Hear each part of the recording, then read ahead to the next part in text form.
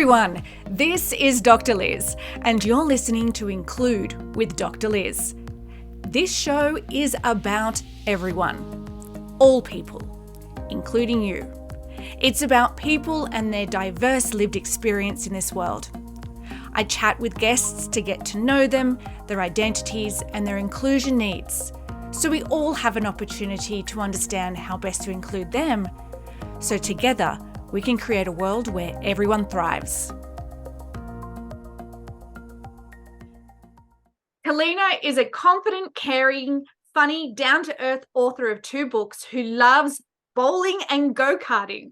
Described by her mother as loud, Kellina, who is deaf, applies her superpower of reading body language, working with new parents in her caseworker role, as well as busting myths about what people who are deaf can achieve.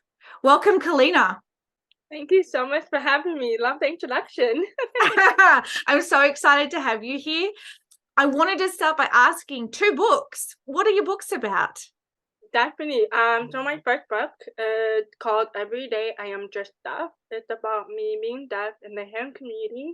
And second thing is, it's also a poem book. So it's not like a full biography book. And the reason why I did that is because I know a lot of people don't like reading books for too long, and people are like, oh, I don't want that. So I wanted the book to be short and brief, and just really talk about what it's like to be deaf, and that's what I love about my book. And my second book is called Young Changers, or Young Makers, sorry. It's about a lot of young professionals together, and we write all our stories and put it all in one book, which is super fascinating. So yeah, so that's my book. Fabulous. We'll make sure that in the podcast description, we've got links to those books so people can find them. Okay. Now, I want to know, when I send you the questionnaire, the guest questionnaire for the podcast, everyone gets the same questionnaire, and there's a long list of identities. You ticked, yes, so it's very long, I know. You ticked 1. What was it? Female? Mm-hmm. Yeah. Now we're going to circle back, because what I shared in the intro is that you are deaf or hard of hearing. So why didn't you tick maybe sensory impairment or disability? Why didn't they come up as identities for you? I would say came up is because of so many things I suffered when I was growing up. I've been through so much, and it's not even funny. Like, people ask me, like, Kellina, how the hell do you have the power and the encouragement to keep going forward? And also, too, for myself who is deaf, you will not see a lot of deaf people out there compared to the hearing community. It's like, why are there no deaf people? And I wanted to be the first person out there to really get the deaf people out there and actually help them. Why is that we should be on the other side where we created this world together? Why can't we all come in together, all in one community, literally? So does that mean you don't identify with the label of disability? It really depends on the situation, because every situation is different. You know, there's times where I'm like, hey, but I have a disability. I can't hear, but you need to accommodate me. That I obviously define myself as disability. But if I'm outside hanging out with my friends, that should not define my disability by hanging out with my friends. So it's 2 different things, but again, it depends on your situation. Yeah, and I think it's really important for people who perhaps don't have a disability that just because, according to me, that you're deaf means to me you have a disability, but you might not identify as being a person with a disability. Exactly. It's not my place to define who you are. Exactly. Because that could be putting limitations on you, right? Oh yeah, a lot. Yeah. What limitations do you think people have put on you? They thought that I cannot speak. And I think a lot of hearing community looked at me a lot of time, and they're like, wait, you're deaf and you can talk? You speak so clear. That's the number one thing I get a lot. You speak super clear for a deaf person. And I was like, there's other deaf people out there that speak fine like I do. But you just haven't met them. Okay, so I bet you people are curious. How is a deaf person on a podcast recorded via Zoom? How can you hear me? Can you help people understand that? First thing is, closed caption. Sometimes I require closed caption. That's one. Two, I wear hearing aid. So my hearing aid is super, super, like, it's amazing. And by the way, it's expensive. So that's how you know it works, okay? So my hearing aid is Bluetooth, actually. So I can actually hear very well through the phone. So it's like an AirPod. So like when you connect your phone to your headphone, it's literally just like that. I have an FM system, so like a system where by the computer I have picked up all the sound and it connected to my hearing aid instead of me going toward the computer to hear. So that's how I'm on podcast. See, thank you for helping people understand that. And I'm sure you'll agree with me, not all deaf people have the same experience, because even off air, I started to say with you, right, can you tell me how deaf are you? How hard of hearing? Do you have a cochlea? What are we working with today? Yeah, and so everyone has a different experience. And I think I want everyone else to know as well that if you see someone with a hearing aid, you can't assume it works the same way as Kellina's. So as Kellina has said, her version is very expensive, but it also is addressing her type of hearing loss. There are others that can't have that type of hearing aid because they might have different hearing loss, and therefore they're experiencing their version of hearing in a different way.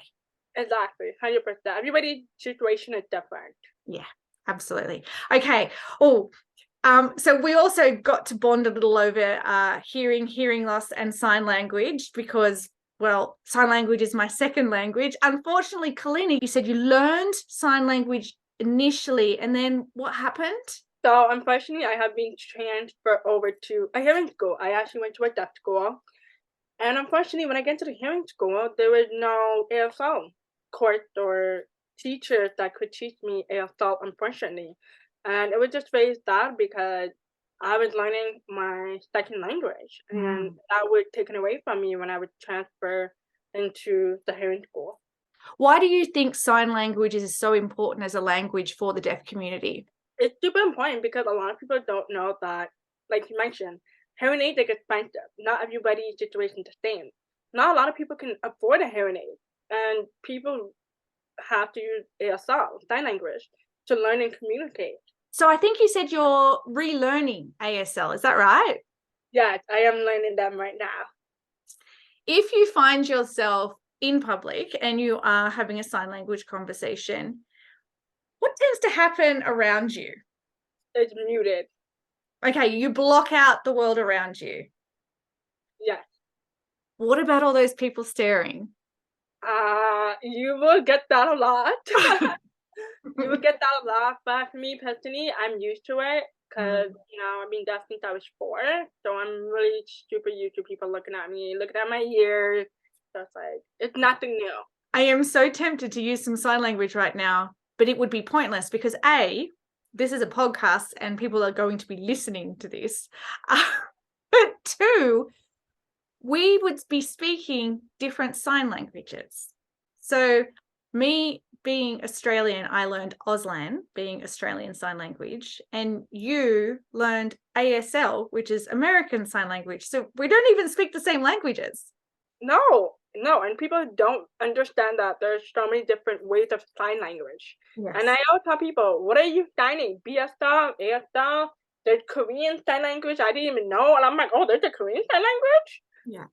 Yeah. So even between English-speaking languages, there are different sign languages. When you were back at school in the hearing school, what supports were offered to you in your education? In my education, there was a lot of support regarding to my accommodation. So I was able to take extra time, given expanded time for my assignment, and also closed captioned in videos as well. I was able to be in a test room where I can block out that distraction. Because I'm very easy to get distracted, especially when I hear little things, and it's just very, I don't know, it's just how I am. I'm like, oh my god, like, and I panic a lot because, when you're deaf and you're writing your test, everything is muted, for me, especially when I can't focus on multiple things that's happening, so I get very distracted. Yeah. No, that's a really good point around the environment that you're in, because when one sense is taken away, others can be really heightened. So your distraction for visual cues around you feel like you need to pay attention. Or if a noise is loud enough to trigger with you, you're programmed to think it could be danger. So you need to pay attention. Exactly. I had a note taker, okay, and the school was playing. I think my professor was playing a video, and I asked him for a closed caption, and he literally said to me, "You have a note taker. Why do you need a closed caption for?"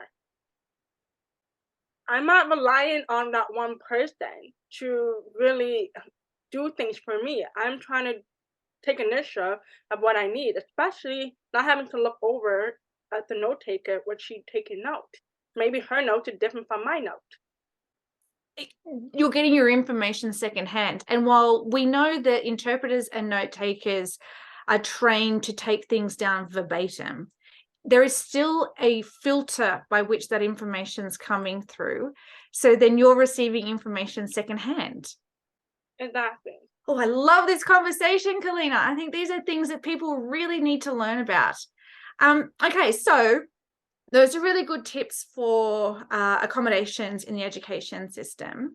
At work, what kind of accommodations and adjustments do you benefit from so that you can thrive? Okay, so I actually work from home, so I don't have to go in the office too much. I don't really tell them right away off the bat I'm deaf because I know a lot of people may feel like, oh, you should have not exposed yourself too quickly. I know some people be like, oh, like I just don't. I just say, hey, can you repeat your word one more time, please? And that's it. So you don't even justify it, which is really good. Yeah, So I really believe in asking for what you need without having to justify or explain why. Okay, good one. really honestly, just really making sure you're working closely with your supervisor, your boss. Just let them know, like, hey, I'm having a hard time with this, and this, and that's how I navigate around my workplace, to be honest. If you do go into the office and there is a team meeting, so let's say there's, oh, you don't know this, listeners, but Kellina just rolled her eyes and face palmed herself.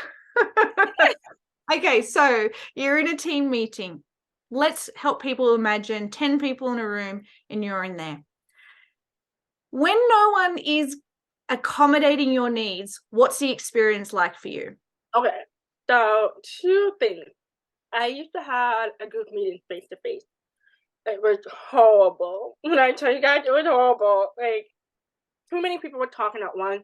Supervisors were trying to talk, and there was nothing being handed out to me. I'm a very visual person. I need to see something in my hand to be like, okay, this is what's going to be talked about. This is what we're going to do. If you don't give me an outline of what's being taught in the group meeting, then I'm not going to be able to do that. So for me, honestly, I just try my best to keep up with people, move my head around, and remember, I'm a lip reader, so I have to look at your face and making sure that I'm catching up what you're saying. So one example was I had a face-to-face group meeting. The same thing happened. Too many people were talking, and but I didn't even answer questions. My boss looked at me like, "What's going on?" And I said, "There are too many voices speaking all at once. I can't understand what's happening. Like you guys did not let me know there was a meeting. You guys didn't give me an outline what's happening, what's being talked about. No one's giving me a heads up before the meeting. Say, hey, Kalina, this is what we're going to talk about. X, Y, and Z."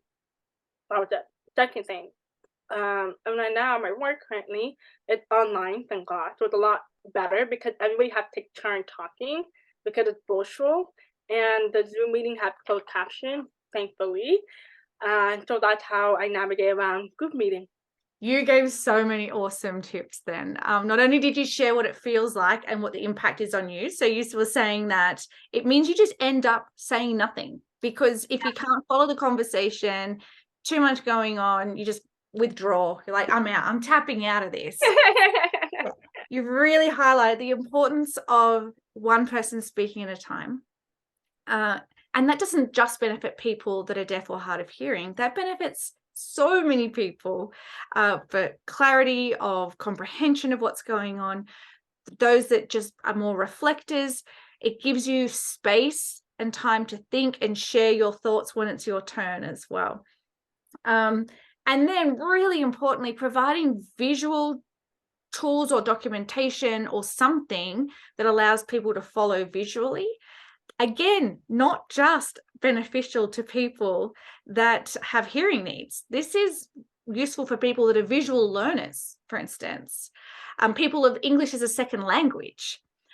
So lots of benefits there, as well as you were saying, providing an outline in advance. So if you've got a chance to read in advance of a meeting, you can prepare yourself. So you're ready to share stuff because you've read it before you've got there.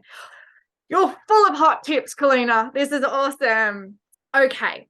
When it comes to providing you training or opportunities for advancement, what tips would you give to organizations to help you learn from those materials or those programs better?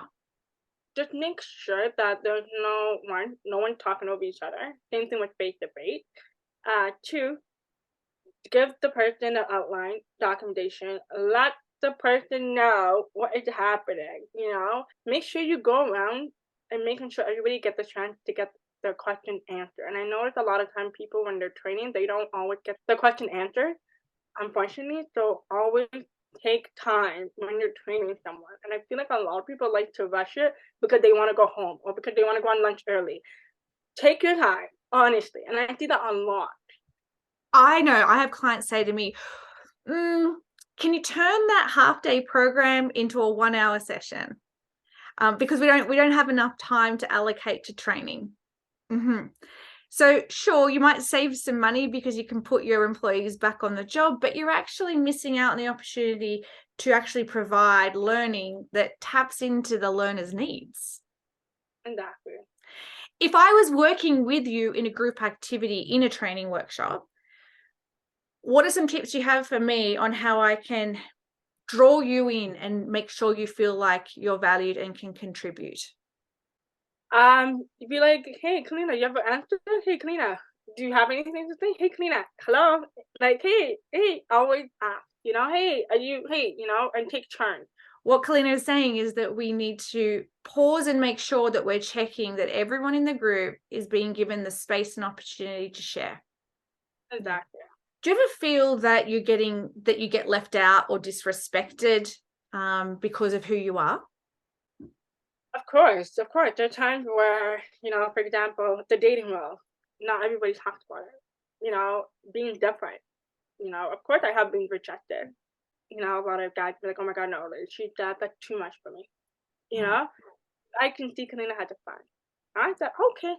Yes, I was hurt, but it took me a while to get used to. I have to be honest with myself and take in that I am different. Not everybody are able to carry on the same thing as I can on the table. Okay. Let's say I matched with you on Tinder, Kellina. I mean, not him, but a potential date. I'm a bit old for you. What's some advice you would give to someone if they were coming on a date with you? Just so you know, I'm not looking at your lips to kiss you. I remember this one time, you guys, can I tell you guys this one guy, I was at the dinner table and it was kind of dark. You know how sometimes during it slowed down, you're like, why is it getting dark in here? Oh my God, it was doing that.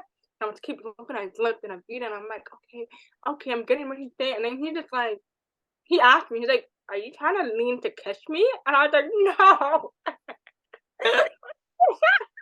I'm like, no, I just can't read your lips. Oh my God. Okay, so the tip is take you on to dinner in a place where it's well lit and not too noisy. Yes, exactly. Yeah. Good one. And I know we're having a good laugh about it, but it is a real consideration. We've been talking a lot about your deaf experience, but that's only a little part of you. That's not the whole of you. And so if we go back again to that big long list, you only ticked female. We've now sort of talked about deaf or disability, but what about your ethnic or racial identity? Okay. You didn't tick anything there. Tell me about how you see yourself in the context of race or ethnicity. I don't know. The type of person I am, I'm just like, I don't care. I'm like, do you? I'll do me. I just, you know what I mean? I just live my life. But at the same time, it can be very frustrating at times, especially when you work so hard and you know that you have to work 10 times harder than everybody else, especially being a deaf person. I had so many people, especially teachers, doubting me because they didn't think I could succeed, you know? And so that was something that I really had to like be like, you know what, screw this. I can do this. I believe in myself. Do you think that the whole of you, Kellina, so the intersectionality of being female, of being a person of color, a potential racial minority where you live, and being deaf, do you think all those combinations created a much different experience to you than if you were to change one of those identities? So perhaps if you had have been Caucasian or if you'd been male. I think we all know the answer. Yes, we all could have had different experience, but also again, it's depends what country you're in. Every country is different.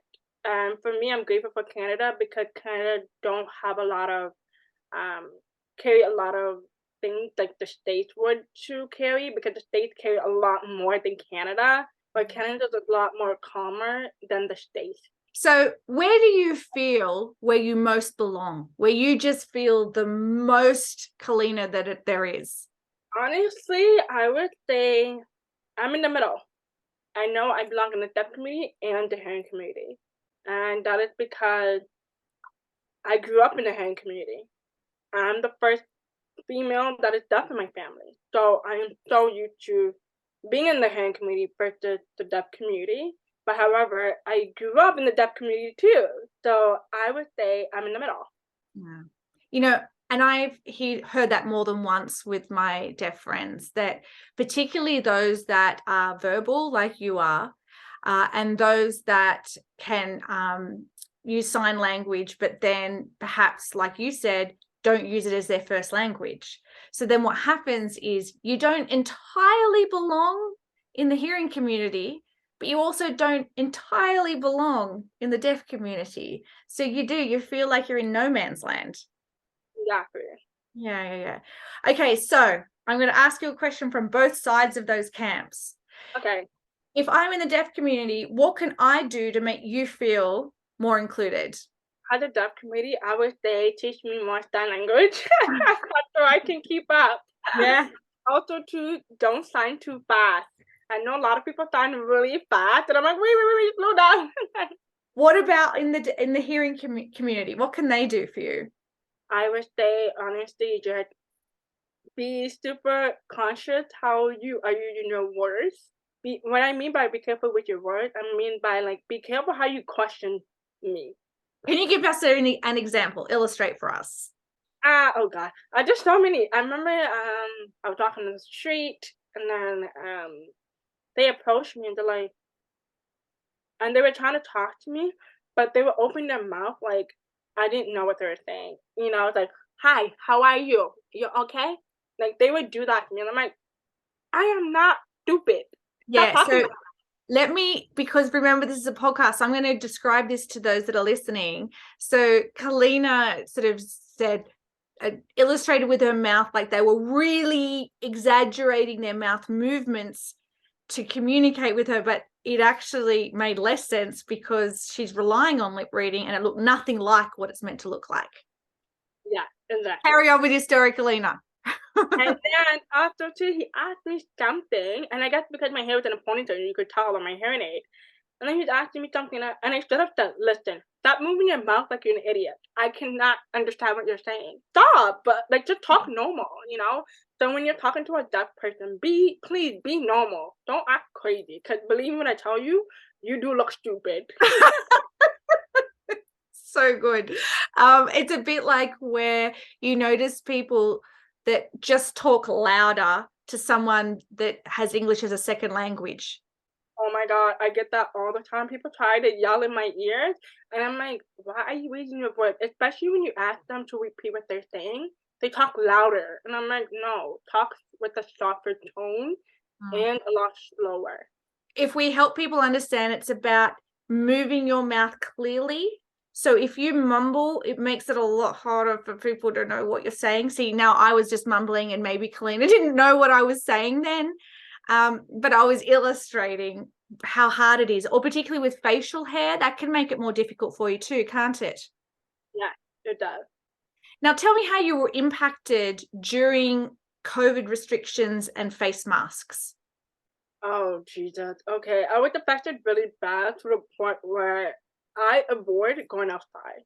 It was super bad to the point where I have to either bring my mom, my sister, my aunt, anybody in my family. I ask them to come with me everywhere I go. It's so I feel like I lost my independence. I feel like that was taken away from me. And Mm, I'm not that somebody who likes to rely on other people. I can tell. I don't. I don't. I actually don't. I don't. Yeah. How could we have helped you? And when I say we, whoever's interacting with you when there's masks, what could we do to help? Well, have a piece of a sticky note, a pen with you, or use your phone. There's 90% of you guys on your phone. Mm, Use your phone. Use the notepad. Use the sticky notes on your phone and type. yeah. I feel like people make it super harder than it needs to be. Yeah. And so on that, in using your phone, there are some apps that we can use that translate the spoken word into text. So it's almost like live captioning. Can you recommend any apps that you think people could download onto their phones? Honestly, guys, I'm so bad at pronouncing it, but Oyo, Lelo, maybe? no, I think so. But it's spelled like Olello. If Yeah. you're wondering how to spell it. People can just literally go onto your app store and type in live captioning and they'll find one, surely. Exactly. There's that. So do you use that? Do you keep that on your phone as a tool to use? I actually keep it in case, because I just never know. Okay, I bet you this is a question on people's minds. So we know how you listen, like can communicate with your hearing. And then if you were listening to a podcast, you'd be Wi-Fiing in from your digital device into your hearing aid. But let's say someone doesn't have that technology. How would they listen to a podcast? But we're going to iPhone. If you go on your setting and you click on acceptable, and if you click on your deaf or hearing, I think it's hearing, and you click on it, and they'll show you the option where you can click on it. Because I actually just clicked on my iPad because I just bought a new iPad and I wanted my hearing to hear through it. And then I looked at all the accessibility, and they were able to pop up. Luckily, and then with the Samsung. You actually can click on closed caption like just like this compared to the iPhone. That's what I heard. That is absolutely true. So I'll help summarize that for everyone. And this is useful if not only you're deaf or hard of hearing, but if you listen to a podcast, but you happen to be sitting on a train or a bus or an airplane and you forgot your headphones, you can do this tip. So you play the podcast, but in Samsung, you're right, it's a lot easier. It's like an immediate option to click on.